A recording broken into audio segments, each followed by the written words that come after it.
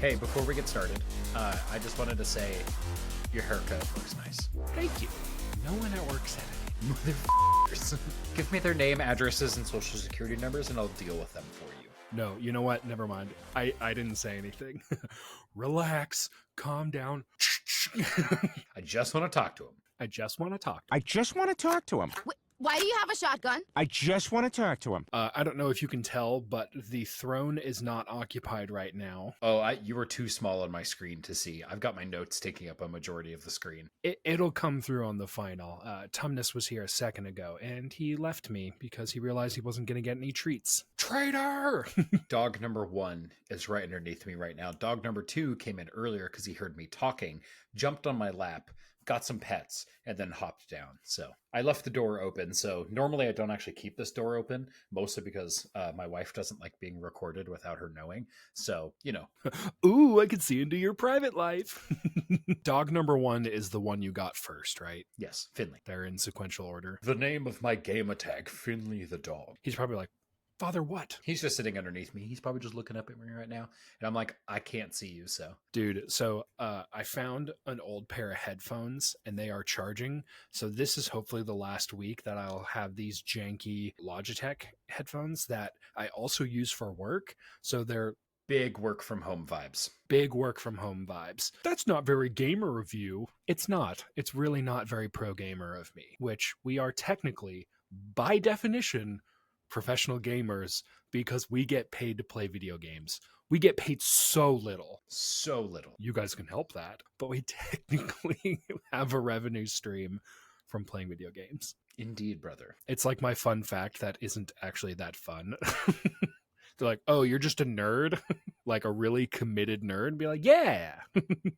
Of course, you're not. Speaking of nerd stuff, let's talk about some Star Wars. So, you know how in the Revan episode we talked about how, like, a bunch of planets were getting destroyed? At least 4 of them. At least 4 of them. And also we said the same thing in the Malik episode and the Scion episode. Well, get ready. I hope you see a pattern because Darth Nihilus, or Darth Niles, as I like to call him in my head, can suck these planets dry. It's like if Haley Welch was a Sith Lord. Oh, that joke's gonna bomb. Just another day talking about Sith Lords.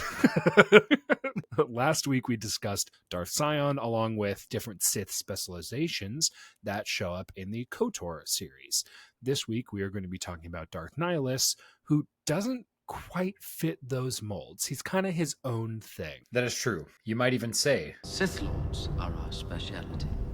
Personally, out of the 3 in the Sith Triumvirate, Nihilus is my favorite, mostly because he doesn't fit a good mold, and he's scary looking. He's like, I'm different, Mom. It's not a phase. Tonight will be the night that I bought for you. Over again. That's so much better than what I did. But I totally agree. Treya, i.e. Kreia, is a total nag who lectures you the entire playthrough. The entire time. Is fully deserving the thrashing you give her at the end of the game. Oh, you want to the fight to the death? It would be my pleasure. Ignites lightsaber with murderous intent. But it's not the Jedi way.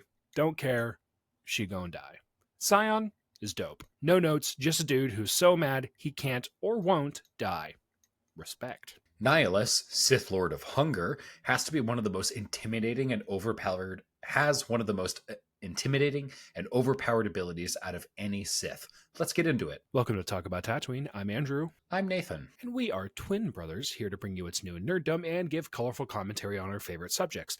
Welcome to our cantina. Grab a drink and settle in as we set course for realities beyond our own. Welcome, everyone, to episode 98. Guys, we're so close to 100. We're so close. Today's recording date is December 20th, and this episode will be released on Monday, December 23rd. Today, we will be discussing a very interesting Sith Lord, Darth Nihilus, the one with a spooky mask that isn't Revan, which is a really clear indicator to make because that's confusing. But we have some starter questions to start off with today, and we have some nerddom news at the end of the episode, so please stick around. Guys, we have a 2-part starter question. Let's start off with number 1. What was one game you wish would have won at the Game Awards, but didn't? So I think one of the biggest ones is always Game of the Year. Game of the year is like, hey, what is the overarching game that did the best? Game of the year going to Astrobot felt a little weird. First of all, maybe this is just me, I didn't even know what this game was. And I was sure it was going to be Elden Ring. So this is coming from somebody who doesn't even play Elden Ring either, but I get clips of it in my feed all the time. It kind of feels like the rug was pulled out from underneath Elden Ring, Shadow of the Erdtree. I feel like that is a big miscalculation. Obviously, Astrobot has something cool going for it because it won and got nominated for a lot of different categories, but I felt like it was not deserving of Game of the Year. And that's all I have to say about that. So I hadn't heard of Astrobot either, and apparently it's in the PlayStation realm, which is probably why we didn't hear about it, because a lot of... Oh. Whether we like it or not, we're in our own little Xbox echo chamber as far as the gaming stuff we see online. That's probably why we didn't see it, and that's probably why we did see a lot of Shadow of the Erdtree content, because that's kind of what we do, is like we play violent video games. And I mean, not all the games up for Game of the Year are super violent. I mean, they sort of all are, but like Astrobot's actually a family game, which I actually think is really cool. Don't get me wrong. I actually think it's really cool that a family game is legitimately really fun, and a lot of people really liked it. I'm probably not going to buy it. Probably not going to buy it unless it goes on like super sale. But like my list of games is so long, I really have no intention to play it. I will say, I think because it is a family game, I think it really appealed to a wider audience than games like Black Myth Wukong and Shadow of the Erdtree, which I think we can agree have some of the best combat out there. Like, it's just those are really good, high quality games for what they do. But I also think they appeal to a very narrow audience. To be fair, I haven't played those games either, or really any of the games nominated for Game of the Year. I'm not a huge fan of Soulsborne style fighting games like Shadow of the Erdtree. And honestly, every time some of our patrons say that I should play some of these games, I kind of pretend to not understand English for a hot second. I'm like, no habla inglés, so sorry. I like your magic words, funny man. Like, I'm really bad at them, and they don't really spark joy for me. And I think that's something that like gamers need to kind of have like an open hand. Like, what sparks joy for you won't spark joy for someone else, and don't harass them online for it. Just gonna throw that out there. Yeah. And like, that's totally okay that we like different things. People have games that they are particularly interested in, and for me, it's PvE wave shooters. I'm like, this is why I really liked Helldivers. This is why I like Gears. They are my jam. I cannot wait for the new Gears game. Less than a year to go. For our second question today, what was one announcement you wish would have been made? To build off of my previous rant, I was really, really hoping we would get some information on Gears E-Day, or Gears of War Emergence Day. They're just calling it Gears now. We played the heck out of Gears 5. It had some of the most successful and the most fun horde mode to date. At the time of this recording, we are less than a year away from the reported release date of October 2025. If that date slips, we will keep you posted because we are super interested in this title. I've already read on what you plan on saying for this question, and I'm really excited. So take it away, brother. Star Wars Eclipse, man. Star Wars Eclipse, man. If there was something I wanted to hear about, it was Star Wars Eclipse. What the hell is going on here? Now, here's the thing. I'm going to stand on my little bit of outrage engine here for just a moment. We just got a little piece of news that we covered either last week or the week before, probably should have checked my notes, about how Henry Cavill's Warhammer project was confirmed. It wasn't confirmed. He said, hey, we're still doing this because no one had heard anything in a year, and we showed the worst lack of patience a community could possibly have, and we harassed him and the developers until they gave us an answer. So here's the thing. It was only a year. Everyone freaked out and they were like, oh no, Henry Cavill's project isn't going to happen. Well, guess what? It has been years, multiple years, like 3 years, I think, since we got the trailer for Star Wars Eclipse. So much so that we have been reporting on Star Wars Eclipse from the very beginning of our podcast journey here at Talk About Tatooine. Yep. Like literally in the first series of episodes, something that routinely made it into the news for us. was Star Wars Eclipse because we were excited about it. A trailer had dropped. Surely more was to come, he said naively. He said with a great amount of naivete. We could probably do a segment on the podcast that's just like a quick check-in. Have we heard anything about Star Wars Eclipse? No! And then we move on. On to the next thing. Consider that our our obligatory, have we heard anything about Eclipse yet? No! Fantastic. I will say, the Warhammer community has been the rumor mill has really been pumping out straight garbage as far as the Henry Cavill project, because I follow a couple different Warhammer news channels on YouTube, and a lot of them have said like, oh, like it's canceled, like it's not happening. There's rumors that there's like crap's going on at Amazon, but it's like, but they didn't have good sources. They didn't have reliable sources. Honestly, half of them were probably just making it up. And I bet they probably feel pretty stupid right now. Well, they probably don't, because people watch their videos and they just don't care. But like, at least for us here on the podcast, we are going to do our absolute best to not give you rumors as news. Or if we do give you a rumor, we're going to tell you this is a rumor. Yeah. Please treat it as such. Yeah. It'd be like, hey, this is what we've been hearing. Whether or not it's been true or not, we don't know. And we will preface things like that, because it's important to know that like people out there are going to not give you that preface. They're not going to say like, hey, this may not be true. We don't really have a solid lead on what's going on. They'll basically preach it as gospel truth, and that's not great. It's why internet literacy is, I think, so low on average, is because people can and do say whatever they want with no sources or backing whatsoever, and they're just like, I can just say what I want. Like, and it's only been very, very recently that sites and social medias are adding like little blurbs like, hey, this claim doesn't have a valid source.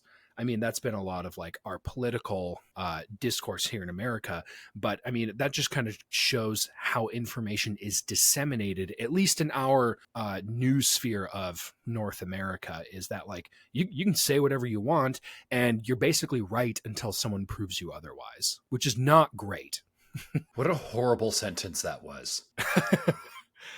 Yeah, it's not great. Anyway, but we here at Talk About Tatooine, sometimes the news will come a little bit slower, but we're gonna have our sources nailed down.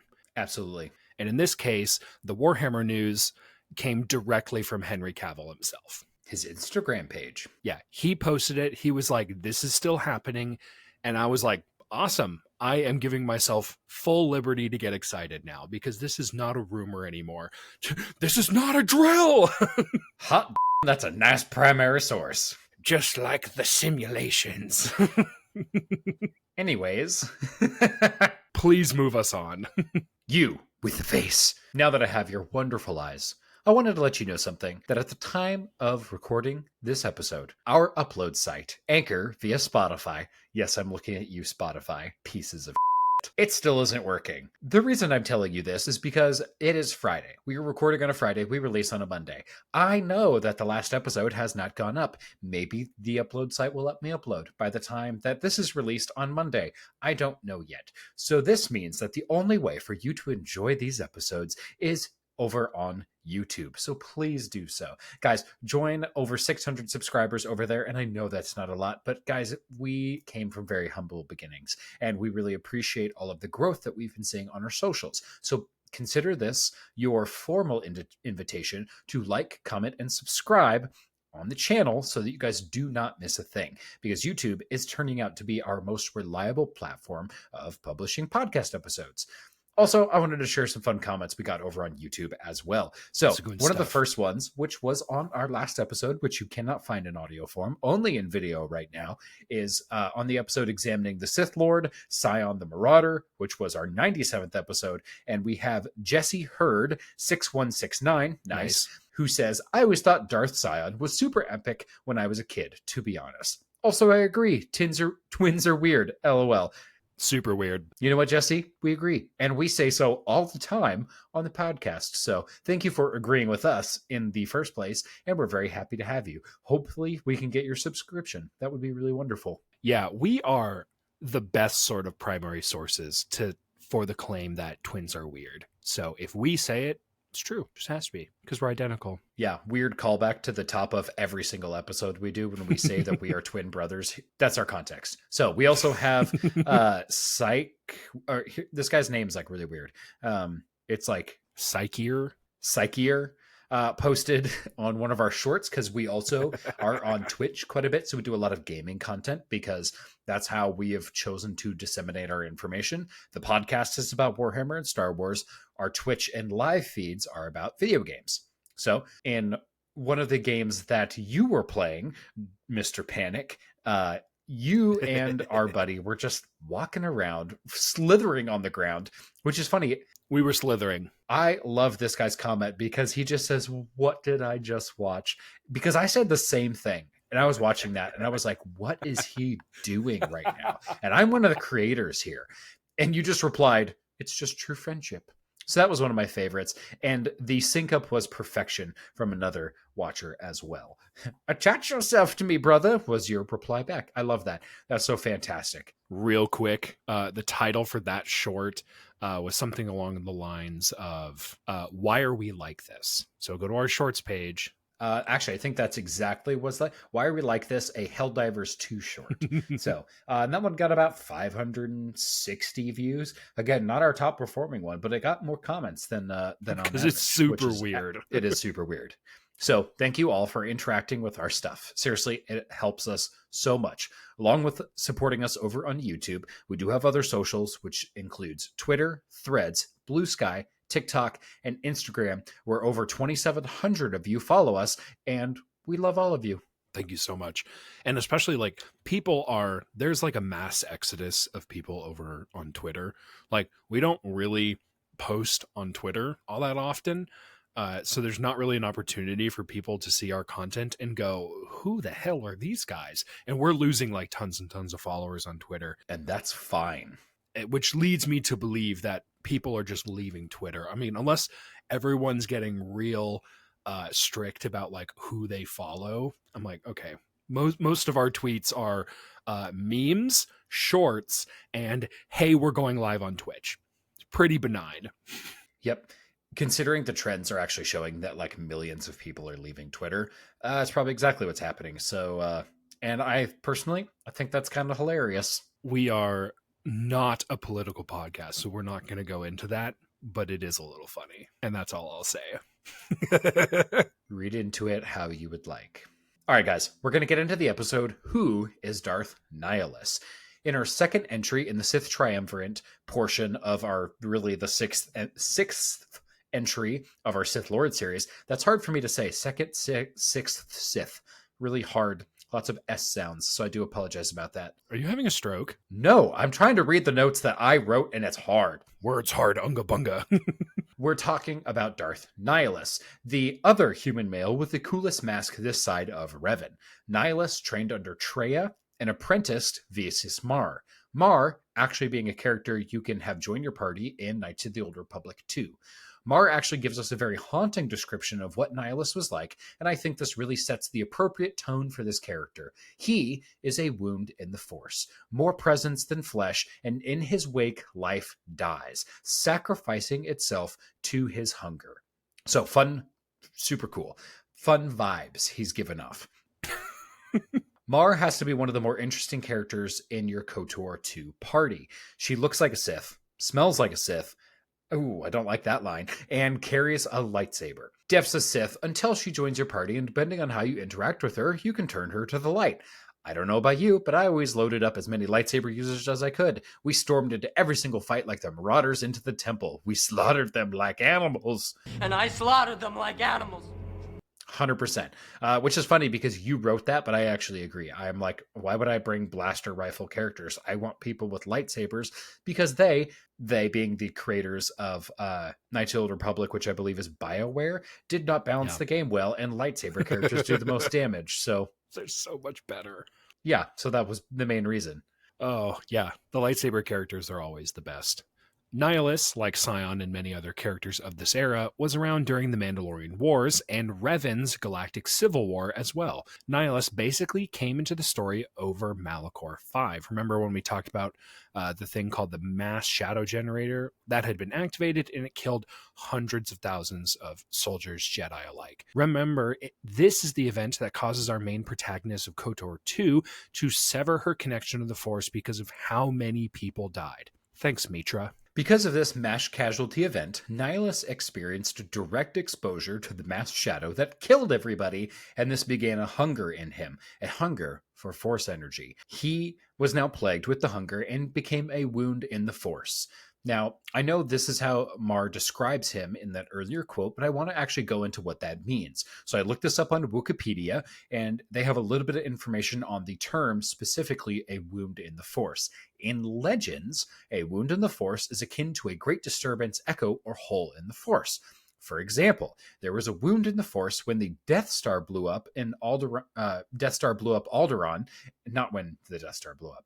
Although it could be argued that could have also produced because there was like several million people on the Death Star and they all died. Anyways, the Empire did nothing wrong. But when Alderaan blew up, Obi-Wan felt it. Anytime there are mass casualty events, like the mass shadow generator in this case, Force energy is rapidly expunged from the area of space, and what is left is a void. That void is said to hold echoes of the event, all the pain, terror, and suffering of those who died. In this instance, the wound in the Force did two things. One, it caused Mitra to cut herself off from the Force for her own protection. And two, Nihilus, who didn't cut himself off from the Force, now experienced the wound in the Force within himself as the Force energy was pulled from his body, causing a hunger for more. So that is a really convoluted way of saying like where his hunger comes from and where he gets this sickness that essentially drives him as a character. It's really weird. I don't think Wikipedia explains it all that well because you're like, why did he survive in the first place? He experienced it. It's very vague on how close he was to the mass shadow generator. Seriously, I have like more questions than I feel like I have answers because at this point it kind of feels like he has a disease more than anything, and that's really how it's kind of talked about. Like you don't necessarily hear it as this like void. It really does kind of sound like he's plagued with something. So the best thing I can think of is when Darth Bane activates the thought bomb and a lot of the native flora of that planet basically go insane, like because they're all like sort of connected to the Force because everything is connected to the Force in some way, but because they're not at close enough to the epicenter of the thought bomb, or in this case, the mass shadow generator, the effects are lessened because it seems like Force effects do travel through our dimension very much like bombs. Like they have a blast radius. They have a very definitive blast radius to say, hey, if you're not within this, like it's not going to kill you. But if you're in the second zone, things are going to happen. It's about to get weird. Sort of like the way where when a nuclear blast goes off, there's like, you know, the inner ring that just everything gets annihilated. Another ring where everything just gets really, really crispy. And then a ring outside of that where it's more of like a concussive blast. And then there's the EMP and then the eventual fallout that runs around. But in this case, it would be like if somebody was near the epicenter of a nuke and got superpowers and became an evil villain. That sounds like a Marvel villain. It very much does. Ooh, Creature Commandos, the guy who like can irradiate stuff. Is that his origin story? I have no idea. His origin episode hasn't come out yet, to my knowledge. So spoilers. We'll find out. I don't even remember his name. I watched episode 1, but I haven't actually caught up with Creature Commandos. Oh, it's good. Episode 3 is about GI Robot. Oh man, great. It's been fun. GI Robot is easily becoming my favorite. And the Weasel freaks me out. Really don't like the Weasel. Oh my gosh. Hate it. I hate him so much. He should freak you out. 100%. They put that character in there to be super weird. Anytime he comes on screen, I'm like, oh, he's so gross. I'm like, somebody kill him. Which I know isn't great, but I'm like, he's a monster. He's just straight up a monster. He's a creature. He's a creature. You're right. Darth Sion was the Lord of Pain. Nihilus is the Lord of Hunger. Once Nihilus was found by Traya, she taught him to harness that hunger and turn it into his greatest strength. He had an endless hunger for Force energy. It would not stop feeding it. He was a gluttonous boy, not a glutinous boy. Dang it. Glutinous. Boy's got some gluten. No. I know words. He eventually grew in power and became one of the three that headed up the Sith Triumvirate. Each member chose their own title, along with Darth, and Nihilus chose the Lord of Hunger. Eventually, Nihilus and Sion teamed up to betray Traya because they're Sith. Obviously, they did that. Nihilus being the one that siphoned away her power so the two of them could sever her connection to the Force. Together, the two of them, Nihilus and Sion, then began the Jedi Purge. At this point, Nihilus's affliction of hunger became so severe that he actually had to protect his own spirit, donning the iconic mask with no jaw. Nihilus embedded his spirit within his mask and his armor. Time for a Warhammer reference! Do we know any other wizard people that would essentially be trapped within their own armor? No one? No one with a hunger for knowledge that would be insatiable for years to come? I'm looking at you, Thousand Suns. It's not like we did like 7 episodes on them. All right, let's talk about the devastation of Qatar. You guys wanted more world-ending events? We got more world-ending events. Sion and Nihilus. Don't do drugs.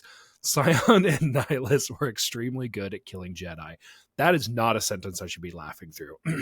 So good, in fact, that the Jedi Order was almost to the point of extinction. At this point in the story, Darth Revan has gone after the Sith Lord Vitiate and basically gets banished. I think he gets trapped in He gets imprisoned because he thinks he can go take on the Emperor that literally dominated his mind, and he gets imprisoned in a cell and essentially is playing mind games with the Emperor for years and years and years to come, and never makes it back to the Republic in physical form. Well, sort of does. We're going to do a Revan episode later. Yeah, Darth Revan gets his cheeks clapped, and now that the strongest Jedi in the Jedi Order is nowhere to be found, Sion and Nihilus basically step into the scene. It is hard to believe that the Jedi would be able to survive the Sith Lords. So many Masters and Knights end up falling to the Lords of Hunger and Pain. On the planet of Qatar, the Sith score a huge victory over the Jedi, with Nihilus to thank. This was no ordinary engagement. Here's another quote from character Visas Mar. My people never saw his face when he struck, but they heard his voice. When my lord spoke, every living thing on Qatar died. The destruction of Qatar echoed in the Force, the screaming of countless lives. The Conclave at Qatar was one of the major events during the Jedi Purge. It really set the tone for how much peril the Jedi were in. One of the Jedi Masters, named Atris, actually called the Jedi Masters to the planet in an effort to lure the Sith there. The meeting was under the guise of planning the future of the Jedi Order, and then Nihilus received information of the planet and journeyed to this world. Because, of course, boy is hungry. Oh, she's so stupid. Huge mistake. So first of all, Atris is an idiot. Let me just say that. Having no idea of Nihilus's power, the plan completely backfired, which I don't think any of the other Jedi were aware until it was too late. So she invites a bunch of them there, basically leaks the information to Nihilus, and she's like, hey, go make sure this information gets into the right place. We can take him. And he has a feeding frenzy. Nihilus drained the Force from the entire planet. The Jedi, flora, and fauna were all sapped of their Force energy. Nihilus fed off of the Force of every single thing except Visas Mar, who, again, if you listen to that quote, she said, my people never saw his face when he struck, because that was her home planet. So Nihilus took her under his cloak as his new shadow hand. This is actually where she gets apprenticed, which, as far as title goes, pretty cool. I like that.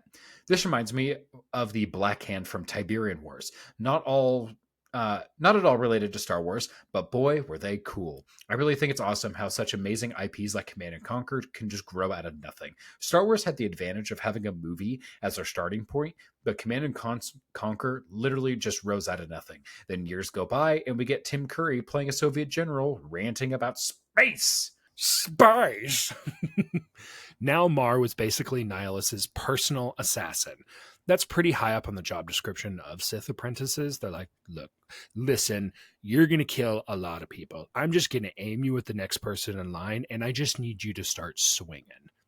That's my Nihilus impression. When Nihilus sent his attack dog after a Jedi named Mitra Surik, things didn't go as planned. You know that meme where it's the little kid and he sees two dudes kissing and his mother is like, Ricky, don't look. I don't want you to be influenced by, oh my God. And then Ricky is like, it's too late, mother. I have seen everything. And he's dressed like Elton John.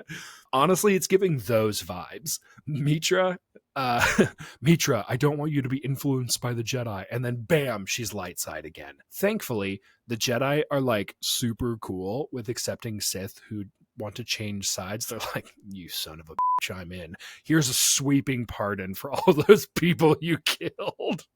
I mean, like, who even cares, right? This would actually be the first step into Nihilus's eventual demise. Man, I got the giggles.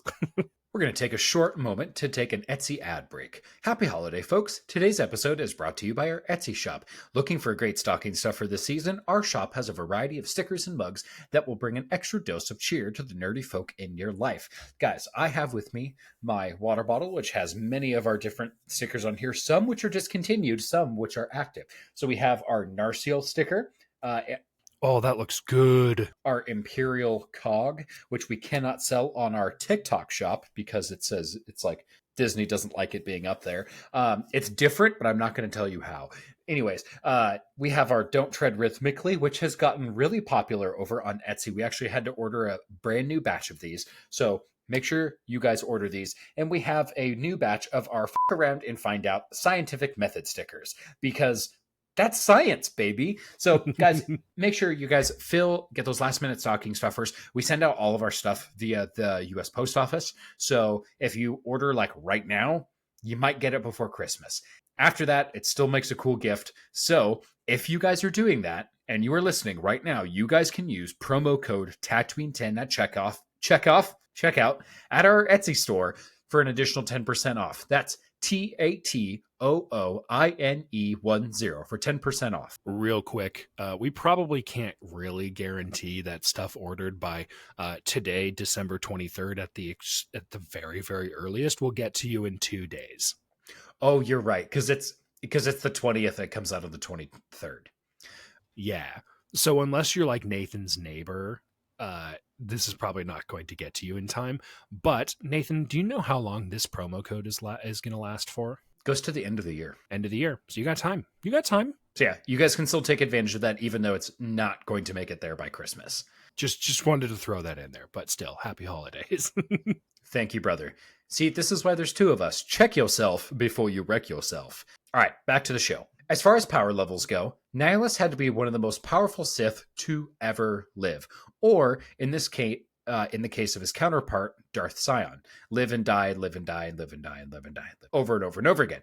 His greatest strength was eventually used against him. His hunger would be was like leading a horse with a carrot, a very evil horse. Enter Darth Traya, a very bitter old woman who lacked the power to take Nihilus on face to face, but boy did she make up for it in cunning. Nihilus was playing checkers and Traya was playing 4D chess. She basically aims him like a gun at Telios 4, where there was a Jedi Academy. And basically, this is Star Wars, and he was like, oh, a chance to unalive a bunch of Jedi children? Don't mind if I do. Even though the only Force sensitives there were the Academy's headmistress, Atris, who we mentioned before. So, unwittingly to Atris, she sort of gets the chance to redeem herself. Not through her own planning or scheming. Kreia organizes the whole thing. Kreia, Traya, they're the same person. Again, we've mentioned it so many times. Some Star Wars names are so stupid. Oh my gosh, who are you, Kreia? You couldn't be possibly related to the Dark Lord Traya that looks exactly like you, could you? Yeah, looking at you, Revan and Malak. Alec moved to Malak, and then Revan, Avnar. I'm like, come on, guys. Real quick, like when you're playing KOTOR 2 and you're learning about Darth Treya from Kreia and like also some of your other party members, you're like, wait, Treya is Kreia. And then at the end of the game, you're like, Treya, like it's revealed to you that, yes, Darth Treya was Kreia all along. And you're like, I figured that out already. It was super obvious. Like, was it a secret? It didn't feel like a secret. It was very odd. Oh no. Surprise to no one. Okay, let's talk about Darth Nihilus again. The Ravager, which is his capital ship, enters the Telos system and is immediately met by a massive Republic fleet and the Mandalorians. The Republic was just happy to have some vengeance for the Jedi Purge because they lost all their best fighters, and the Mandalorians just like fighting. You promise lots of violence? Say less. It does not matter from where the Force-sensitive blood flows, only that it does. The ambush commences and the Sith fleet starts getting its teeth kicked in. During the fight, Meecher Surik, Visas Mar, and a strike force of Mandos, led by Mandalore the Preserver, kick down the door and start dispensing justice at the end of lightsabers and blaster fire. Also, fun fact, do you know who Mandalore the Preserver is? It's Canderous Ordo, isn't it? Correct. Yeah, hell yeah. From KOTOR 1. He takes up the mask of Mandalore, assumes the mantle of Mandalore the Preserver, and leads his people for quite a while. Super cool. The Mandalorian culture is so cool. I just think they're neat. So, SEALs Team 6 breaks onto the bridge of the Ravager and confront one of the strongest Sith to ever exist. Honestly, eat your heart out, Palpatine. Nihilus could 1v1 Palpatine, Darth Sidious, 100%. Normally, Surik, Mar, and Mandalore would be no match for Darth Nihilus. Again, the Sith were undermined because of their rampant selfishness and inability to think of others. Visas Mar, who we have already established had gone through her own like spiritual revival, being brought back to the light side of the Force, essentially offers herself as a sacrifice for her old master. The bond between master and apprentice, even for darkside users, is extremely potent. Here's a quote from Mara Jade, which she describes her bond with Sidious in the Legends novel Heir to the Empire. I am his hand, Skywalker. That's how I was known to his inner court, as the Emperor's hand. I served him all over the galaxy, doing jobs the Imperial fleet and stormtroopers could not handle. That was my one great talent, you see. I could hear his call from anywhere in the Empire and report back to him in the same way. I exposed traitors for him, brought down his enemies, helped keep the kind of control over the mindless bureaucracies that he needed. I had prestige and power and respect. Visas Mar had a very similar bond to her ex-master, using every advantage she could. Visas Mar used her remaining force bond with Nihilus to essentially stun him, burrowing through his mind and distracting him long enough that our three heroes to cut him down for good. Thus ends the saga of Darth Nihilus, he who hungers. I think it's really funny how Darth Nihilus essentially just like min-maxed his abilities into strength. And he's like, why would I need the intelligence stat? And they're like, a riddle. And he's like, no. All right, brother. We are going to get into some nerddom news. We have a lot to talk about the Game Awards.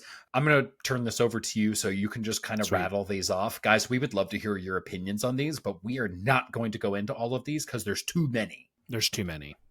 So just keep that in mind. So yeah, between our last couple, this episode and last episode, the Game Awards happened. And here who won. Game of the Year went to Astrobot, as we mentioned before. Best Game Direction also went to Astrobot. Best Narrative went to Metaphor, Renfantanzio. Hope I said that right. Best Art Direction went to Metaphor, Renfantanzio. Best Score went to Final Fantasy VII Rebirth. Best Audio Design went to Senua's Saga Hellblade 2. Best Performance went to Melina Jurgens on Senua's Saga Hellblade 2. Innovation and Accessibility went to Prince of Persia The Lost Crown. Games for Impact went to Neva. Best Ongoing Game went to Helldivers 2. Best Community Support went to Baldur's Gate 3. Best Independent Game went to Balatro. Best Debut Indie Game went to Balatro. Best mobile game went to Balatro. Best VR/AR game went to Batman Arkham Shadow. Best action game went to Black Myth Wukong. Best action adventure went to Astrobot. Best RPG went to Metaphor Renfantanzio. Best fighting game went to Tekken 8. Best family game went to Astrobot.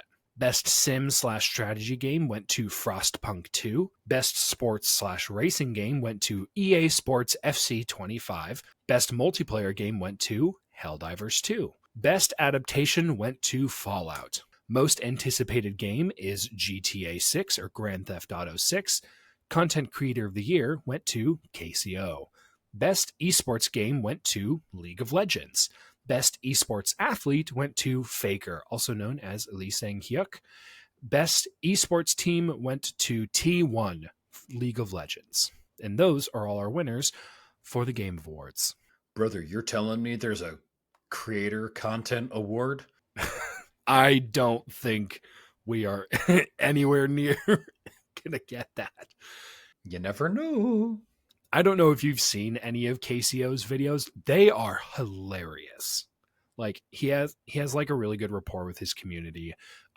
He's not like a terrible person like some of the content creators who seem to be in the news lately for being awful people because they get money and power. A couple trailers that got announced at the Game Awards that we are really excited about. There was tons and tons of trailers, and we can't really spend the time to go over all of them, but the three that we are most excited for, the first one is The Witcher 4.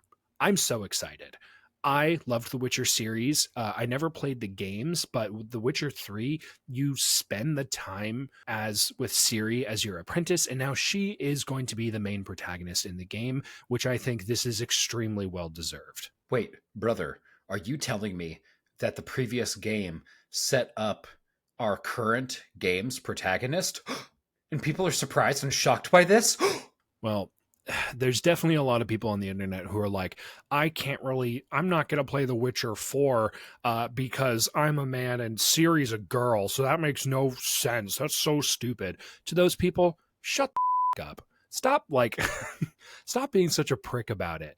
Like, if you can't play a video game and enjoy a video game just because the main character doesn't look like you or has the same skin color as you, like that is a form of racism and sexism. There's really no other way to put it.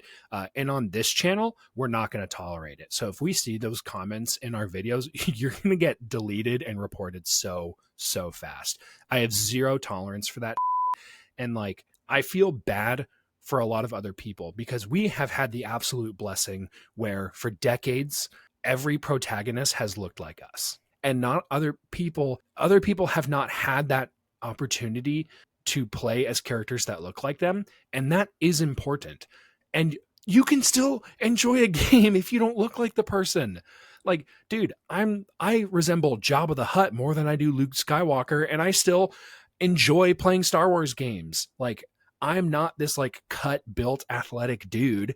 Like like I don't know, Henry Cavill? Yeah, it's like I don't look like Henry Cavill, and yet I still love playing Space Marine. It's like, just stop being dicks. And it's really white men who are doing that. Like, relax. Not everything has to be about you. Okay? Cool? Glad we have that settled. Glad we've had this talk. And if we have to go over it again, I'm going to be even less nice than I'm being now. Indeed. That's it for Nerddom News, dude. I'm waiting for you. Did we talk about the Helldivers update in Borderlands 4? No, we did not. We are not done with Nerddom News. Another trailer that came out at the Game Awards was the new Helldivers update. They basically walked John Helldiver out on the stage and were like, oh, by the way, the update is live. And just, dude, there's hundreds of thousands of people playing Helldivers again. And I'm just like, oh, this is so great. Dude, we get to fight the Illuminate, and I love it. I'm like, already, like, Helldivers 2 won 2 different awards at the Game Awards, and they're like, oh, we're not even done yet. Here's the Illuminate. Dude, the Illuminate are super hard. They're so, I would say, vastly different than fighting the automatons or the Terminids, and it is a blast. Oh my gosh, it's so fun. It's like this mix between a zombie shooter and also fighting like a super elite army. I cannot wait to see what new things Arrowhead Studios has cooked up. And then finally, we had a little bit of a cinematic trailer for Borderlands 4, which we are huge fans of. We played a lot of Borderlands 1 and 2. You and I have very different opinions on Borderlands 3, but I think collectively we're still very excited for Borderlands 4. And I have not seen it yet, but we can kind of agree that the movie doesn't need to exist. It got a 0 on Rotten Tomatoes. I don't know if it's still sitting at 0 because I'm not going to check. I will. But at one point, its score was approaching 0. Oh, it's not at 0. It's at 10 out of 100. Oh, double digits. Good for them. That's like pity points on a test. That's like saying I wrote my name on the test and turned it in, and the teacher didn't have the stomach to give me a 0, so they gave me a 10. Yeah, that's pity points. That's really what it is. Ugh. That's embarrassing. Which, I don't know about you, but like growing up, anytime there was a video game adaptation, you're like, oh, this is going to be awful. And that has like really turned on its head as like video game adaptations are some of the best television we have now, i.e. The Last of Us. And then they're like, oh, and right. Fallout. And Fallout. And so right, because Fallout earned a freaking award for best adaptation. Let's go. Way to go, guys. Yeah. And then something like the Borderlands movie comes out and, oh, well, what are you guys thinking? What just happened? It's like, no, we're going backwards. Yeah, for real. But Borderlands 4 looks really good. Yes. It looks significantly better than the movie. And it's not a movie. Did you ever see the interview with Ella Purnell, the one who is the main character for Fallout? And she showed up on Mythical Kitchen's Last Meals.